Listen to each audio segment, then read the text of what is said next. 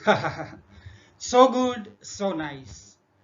નમસ્કાર વિદ્યાર્થી મિત્રો, હું મિથુન વાઘેલા અને અમારી યુટ્યુબ ચેનલ દિવ્યજ્યોત એજ્યુકેશનની અંદર તમારું ખૂબ ખૂબ સ્વાગત કરું છું.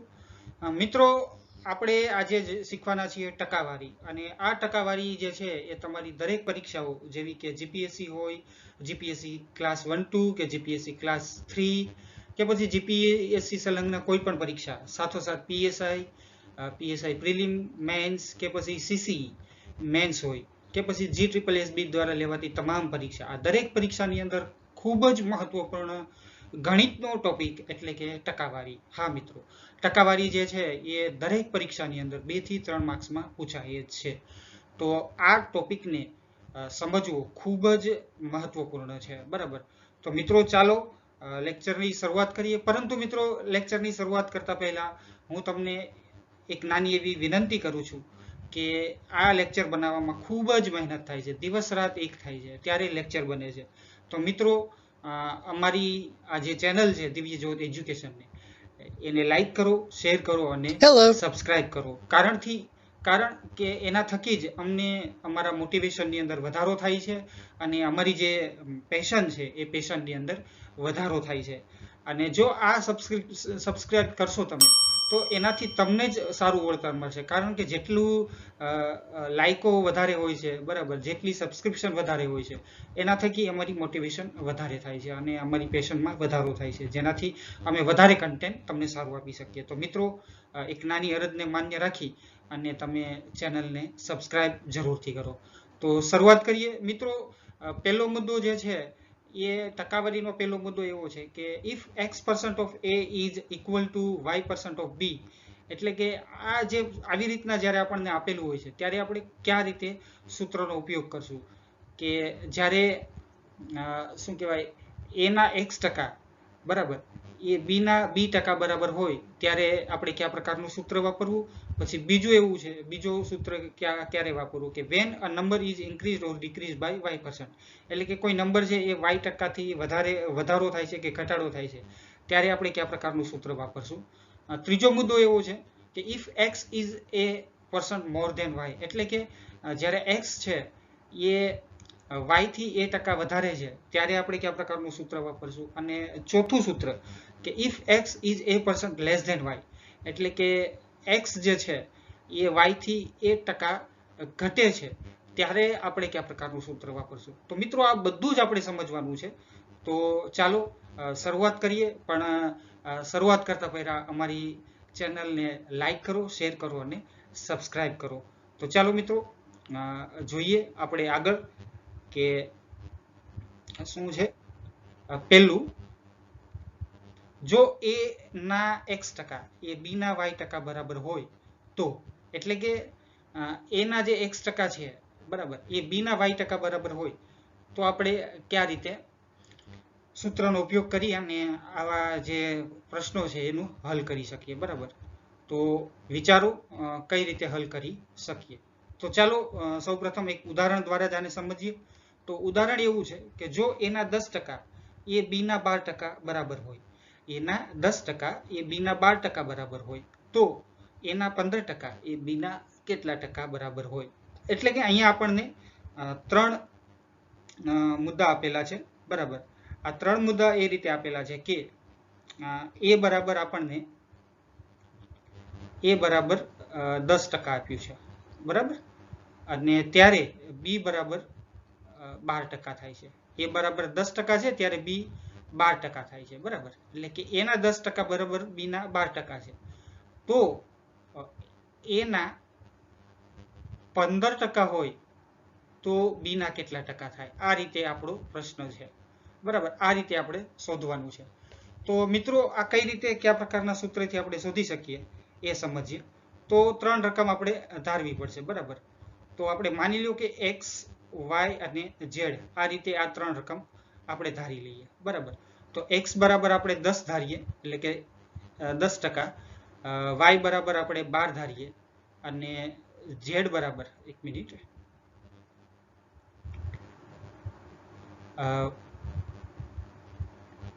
y બરાબર આપણે 12% ધારીએ, y બરાબર 12%, બરાબર.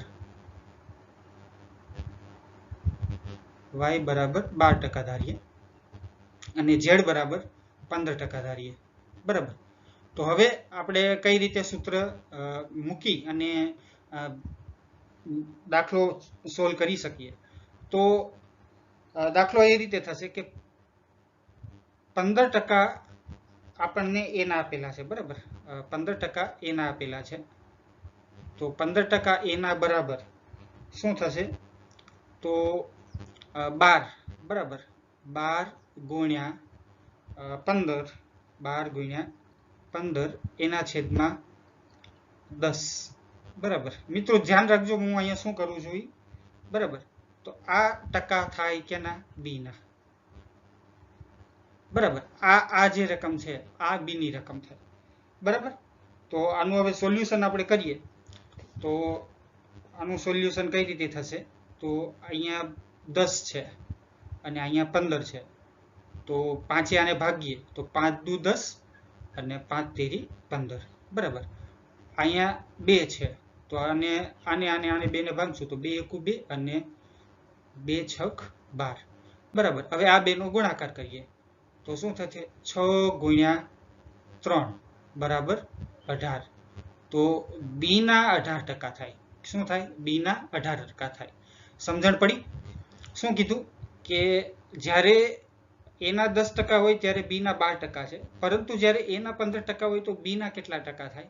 તો જ્યારે એના 15% હોય ત્યારે બી ના 18% થાય. આ રીતે સૂત્ર બને છે. તો હવે આપણે સૂત્ર તમારે જે છે આ રીતના જ્યારે પ્રશ્ન પૂછે છે ત્યારે તમારે સૂત્ર આ યાદ રાખવાનું છે.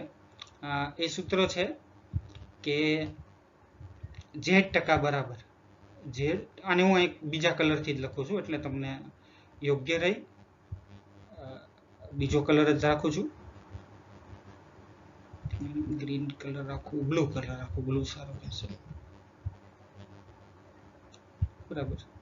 તો તમારે સૂત્ર બનશે z% બરાબર. મિત્રો આ સૂત્ર જ તમારે યાદ રાખવાનું છે, z% બરાબર એટલે z% ઓફ a બરાબર શું થશે? આપણે શું કર્યું? y અને z નો ગુણાકાર કર્યો, બરાબર.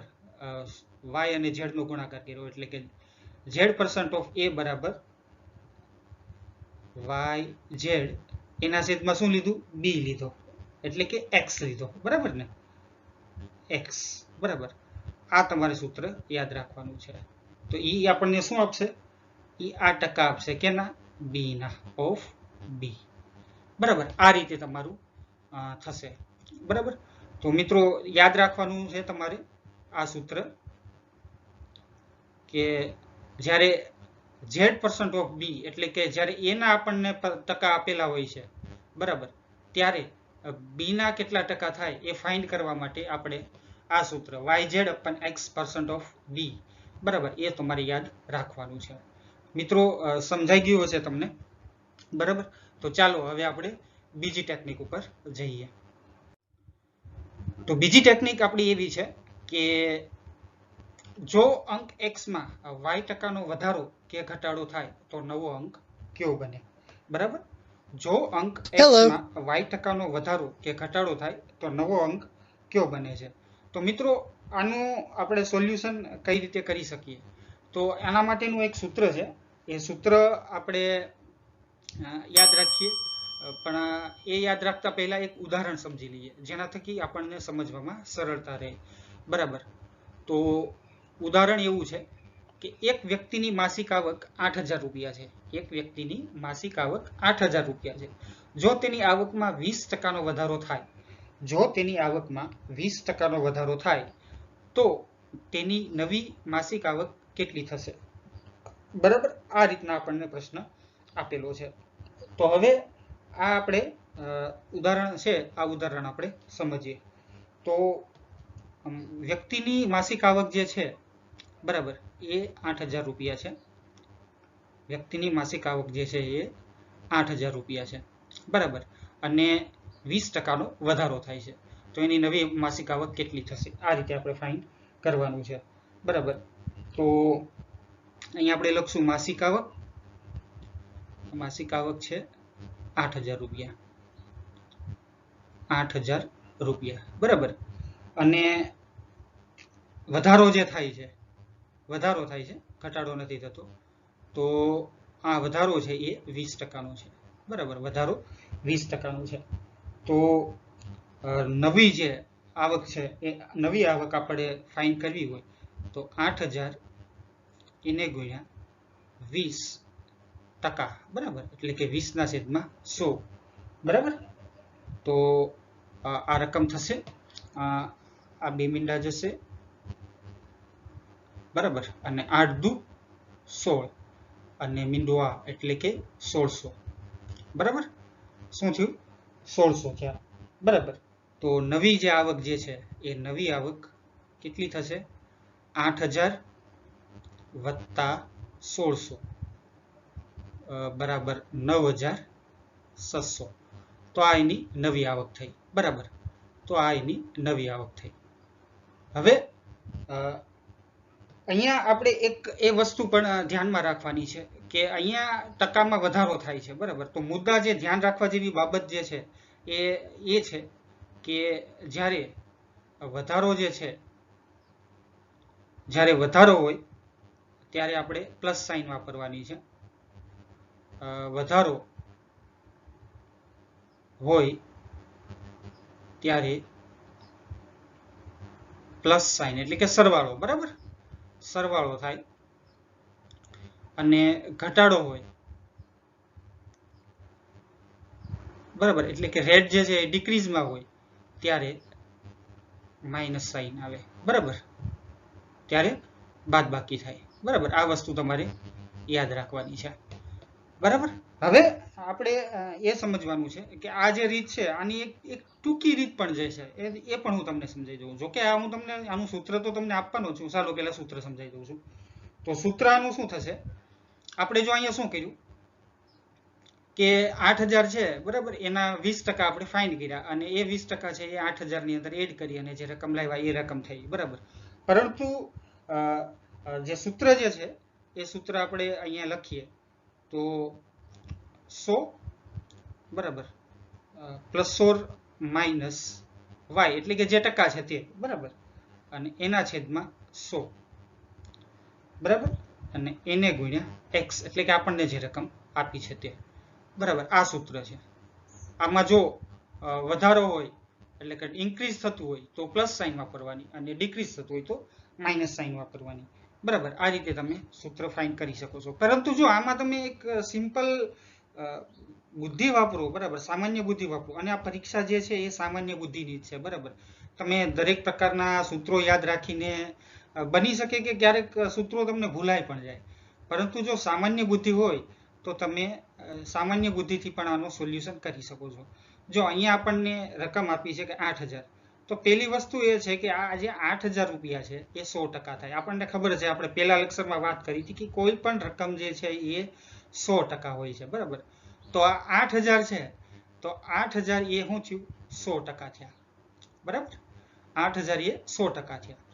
તો હવે 20%નો વધારો થાય છે તો આપણે 20% ફાઇન્ડ કરવાના છે, 20% ફાઇન્ડ કરવાના છે, બરાબર. આ રીતે થયું, આ રીતે થયું ને. હવે ક્રોસ મલ્ટિપ્લિકેશન કરીએ તો 8,000, બરાબર, એને ગુણ્યા 20 અને એના છેદમાં 100, બરાબર. આ મીંડું ગયું, આ 2 મીંડા ગયા, 8 દુ 16 ને એક મીંડું આ 1600 થઈ ગયા અને એને વત્તા 8,000 એટલે કે 9,600, બરાબર. તો આ એક સામાન્ય બુદ્ધિનો પ્રશ્ન છે. આ રીતે પણ તમે સોલ્યુશન કરી શકો છો, બરાબર મિત્રો. તો આશા રાખું છું કે તમને જે સમજાવ્યું એ યાદ રહી ગયું હશે કે જ્યારે તમને આવી રીતે પ્રશ્ન પૂછવામાં આવે કે જ્યારે કોઈ રકમ છે એ આટલી છે અને આમાં આટલો વધારો થાય છે, તો નવી જે રકમ છે એ મેળવવા માટે આપણે આ સૂત્રનો ઉપયોગ કરશું, બરાબર. અને બની શકે તો જ્યાં સુધી મારી એવી સલાહ છે કે બની શકે તો તમે આ રીતે સામાન્ય બુદ્ધિ વાપરી અને પણ જવાબ આપી શકો છો, બરાબર મિત્રો. તો ચાલો હવે નેક્સ્ટ સ્લાઇડ તરફ જઈએ. નેક્સ્ટ પ્રશ્ન આપણો એવો છે કે જો x એ y કરતા a% વધુ હોય, x એ y કરતા a% વધુ હોય તો y એ x કરતા કેટલો ઓછો હોય. x એ y કરતા a% વધુ હોય તો y એ x કરતા કેટલો ઓછો હોય. આ આપણે સમજવાનું છે. તો કઈ રીતે સમજશું? તો આ સમજવા માટે આપણે ચાલો એક ઉદાહરણ લઈએ. ઉદાહરણ આપણને એવું આપ્યું છે કે જો દિયાનની આવક દિવ્યજીત કરતા 20% વધુ હોય, દિયાનની આવક દિવ્યજીત કરતા 20% વધુ હોય, અહીંયા આપણને વધુ આપેલું છે, બરાબર, આપણને અહીંયા વધુ આપેલું છે, તો દિવ્યજીતની આવક છે એ દિયાન કરતા કેટલી ઓછી થાય એ આપણને પૂછ્યું છે. તો દિવ્યજીતની આવક છે એ દિયાન કરતા કેટલી ઓછી થાય એ રીતે પૂછ્યું છે. તો આનું સોલ્યુશન આપણે આ રીતે કરી શકીએ કે આપણને પહેલા શું કીધું છે કે દિયાનની આવક આપણને આપી છે, કોના કરતા? દિવ્યજીત કરતા 20% વધુ છે, બરાબર. તો આપણે દિવ્યજીત જે છે, બરાબર, એની આવક આપણે ધારી શકીએ, ક્યાં પછી દિયાનની આવક ધારી શકીએ, પરંતુ અહીંયા પાછળ આપેલું છે તો આપણે દિવ્યજીતની આવક ધારીએ, બરાબર. તો દિવ્યજીતની આવક જો 100 હોય, દિવ્યજીતની આવક 100 હોય તો દિયાનની આવક કેટલી થાય? દિવ્યજીતથી 20% વધુ, દિવ્યજીતથી 20% વધુ એટલે કે 120 થાય, બરાબર. આ રીતે થાય. તો એનો અર્થ એવો થયો કે દિવ્યજીત કરતા દિયાન જે છે એ 20 વધારે છે, બરાબર. દિવ્યજીત કરતા દિયાન જે છે એ 20 વધારે છે, બરાબર. પરંતુ આપણે ફાઇન્ડ કરવાનું છે કે કેટલા ટકા ઓછી છે, આપણે ફાઇન્ડ એ કરવાનું છે કે કેટલા ટકા ઓછી છે. ઉતાવળમાં લઈ અને તમે 20% ફાઇન્ડ જવાબ આપી દો, તમને ઓપ્શનમાં 20% આપ્યું પણ હશે, પરંતુ આ રીતે નથી દેવાનું. આપણે ટકાવારીમાં જોવાનું છે કે દિયાન કરતા દિવ્યજીત જે છે એ કેટલા ટકા ઓછું છે, બરાબર. તો આ ફાઇન્ડ કરવા માટે આપણે આ રીતે કરી શકીએ કે 120 એનામાંથી આવક જાય 120 એને -100, 120 એને -100 એના છેદમાં દિયાનની આવક 120, બરાબર. અને એને ગુણ્યા ટકાવારીમાં આપણે લેવું છે એટલે કે 100%, બરાબર. તો આનું સાદું રૂપ આપણે આપીએ તો સાદું રૂપ કઈ રીતે આવશે? તો 120 માંથી 100 જાય એટલે 20, એના છેદમાં 120 એને ગુણ્યા 100, બરાબર. આ મીંડું ગયું, આ મીંડું ગયું. હવે સાદું રૂપ આપીએ તો અહીંયા 12 ભાગીએ, 6 ભાગીએ તો 6 દુ 12, અને આને 2 ભાંગીએ, ચલો 2 ભાંગીએ તો 2 સક 12, બરાબર. અને આને 2 ભાંગીએ તો અહીંયા 10. હજી આ 2 ભાગા છે તો અહીંયા આપણે આવશે 72 ને 6, અને અહીંયા આવશે આપણે 5 દુ 10, બરાબર. તો આ રીતે આવશે 105, 10 એને ગુણ્યા 5 એટલે કે 50, બરાબર. 50 અને એના છેદમાં 3, બસ 50 ને એના છેદમાં 3 એટલે કઈ રીતે થશે?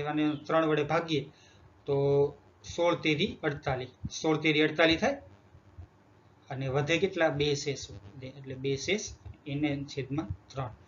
તો દિયાન જે છે, દિયાન કરતા દિવ્યજીતની જે આવક જે છે એ 16.2 જેટલી ઓછી છે. જો તમે ઉતાવળમાં 20 ફાઇન્ડ કરી દો, 20 તમારો જવાબ સાચો છે, તમને એમ બહુ સહેલું પૂછ્યું છે આપણને, અને તમે 20 ઉતાવળે ટીક કરીને આવતા રહ્યો, પરંતુ ઘરે આવી અને ખબર પડી કે અરે યાર, આપણે રકમમાં નહોતું ફાઇન્ડ કરવાનું, આપણે ફાઇન્ડ તો ટકાવારીમાં કરવાનું હતું.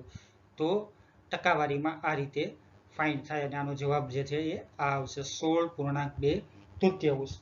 તો સૂત્ર આપણું કયું બનશે? સૂત્ર જે છે એ હું અહીંયા તમને લખી દઉં છું, કલર એનો ચેન્જ કરીને આપું છું તમને, બરાબર. તો સૂત્ર થશે, સૂત્ર મિત્રો યાદ રાખજો, સૂત્ર યાદ રાખવા જરૂરી છે. ટકાવારીમાં અમુક પ્રશ્નો એવા છે કે જેમાં તમારે સૂત્ર યાદ રાખવા જ પડશે, બરાબર. તો જ્યારે આ રીતના આપણે પ્રશ્ન પૂછ્યો હોય કે જ્યારે x એ y કરતા a ટકા વધુ હોય તો y એ x કરતા કેટલો ઓછો હોય, આવા પ્રશ્ન આપણને જ્યારે પૂછે છે ત્યારે આપણે એનો સૂત્ર દ્વારા જ એનો હલ આપણે કાઢી શકીએ છીએ, બરાબર. તો સૂત્ર આપણું બનશે a, બરાબર, એટલે કે a ટકા એના છેદમાં 100 વત્તા a એટલે કે કેટલા ટકા વધ્યું છે તે, બરાબર, અને એને ગુણ્યા 100, આ ટકાવારીના 100 છે, બરાબર. તો આટલા ટકા આનો જે જવાબ આવે, બરાબર, આનો જે જવાબ આવે એટલા ટકા આવક જે છે અથવા રકમ છે એ ઓછી હોય છે, બરાબર, એટલા ટકા ઓછી હોય છે. અહીંયા હું લખી નાખું છું. બરાબર, એટલા ટકા ઓછી હોય છે. તો આ આપણું મેઇન સૂત્ર થશે. બરાબર, તો આ સૂત્ર તમારે યાદ રાખવું રહ્યું. આશા રાખું છું કે સમજમાં આવી ગયું છે. મિત્રો, લેક્ચર આગળ વધારતા પહેલા મિત્રો, અમારી આ જે ચેનલ છે દિવ્યજ્યોત એજ્યુકેશન, એને લાઈક કરો, શેર કરો અને સબસ્ક્રાઇબ કરો. બરાબર, હવે આપણે જોઈએ. તો ચાલો મિત્રો, હવે આપણે આનો બીજો મુદ્દો જોઈએ. તો બીજો મુદ્દો એવો છે કે જો x એ y કરતા a ટકા ઓછો હોય તો y એ x કરતા કેટલો વધુ હોય. આપણે આગળના મુદ્દામાં જોયું હતું કે કેટલો ઓછો હોય, અહીંયા આપણે જોવાનું છે કેટલો વધુ હોય. તો આના માટેનું જે મિત્રો સૂત્ર છે, આ સૂત્ર સમજતા પહેલા આપણે એક ઉદાહરણ સમજીએ. અને આ જે ઉદાહરણ છે એ આ છે કે અર્પિતા એક પરીક્ષામાં રિદિશા કરતા 20% માર્ક્સ ઓછા મેળવ્યા. તો રિદિશાએ અર્પિતા કરતા કેટલા ટકા માર્ક્સ વધુ મેળવ્યા. તો આપણે સૂત્ર મેળવતા પહેલા ઉદાહરણ સમજીએ.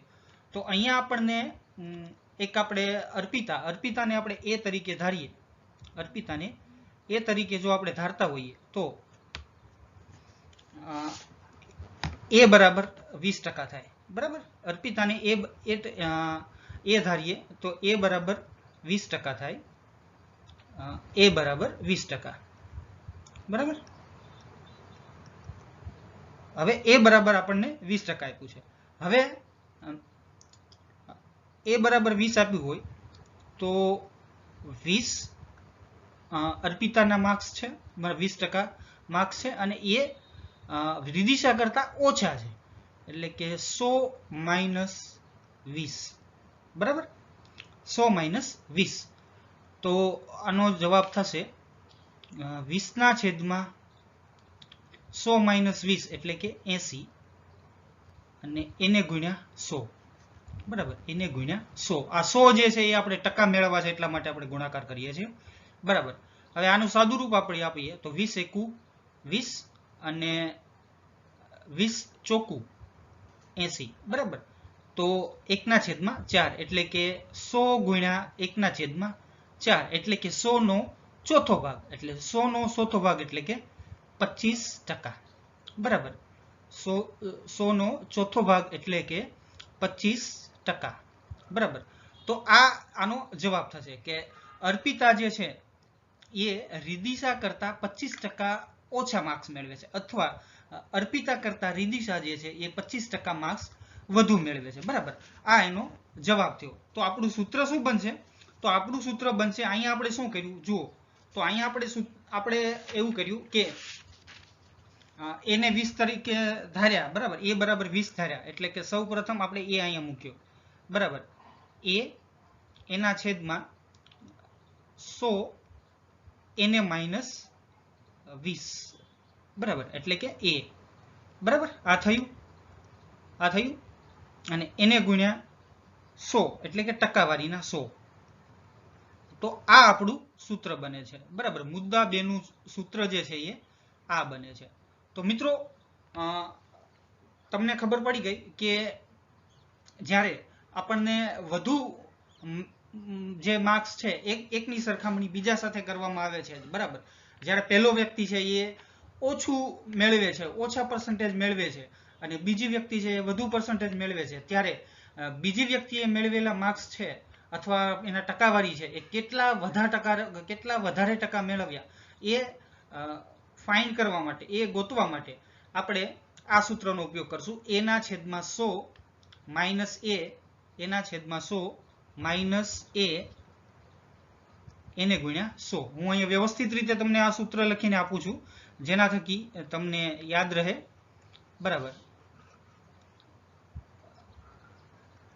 સૂત્ર લખીને આપું છું. જો સૂત્ર આ રીતના છે કે એના છેદમાં 100 એને -a અને એને ગુણ્યા 100, ટકાવારીના 100. તો આ આપણું સૂત્ર બને છે. બરાબર મિત્રો, આશા રાખું છું કે અહીંયા આપેલા સૂત્રો એ તમને સમજાઈ ગયા હશે. અહીંયા આપણે આ લેક્ચરની પૂર્ણ કરીએ છીએ. અને મિત્રો, લેક્ચર બનાવવામાં ખૂબ જ મહેનત થાય છે. તો મિત્રો, અમારી આ ચેનલ દિવ્યજ્યોત એજ્યુકેશનને લાઈક કરો, શેર કરો અને સબસ્ક્રાઇબ કરો. ધન્યવાદ. જય હિન્દ, જય ભારત.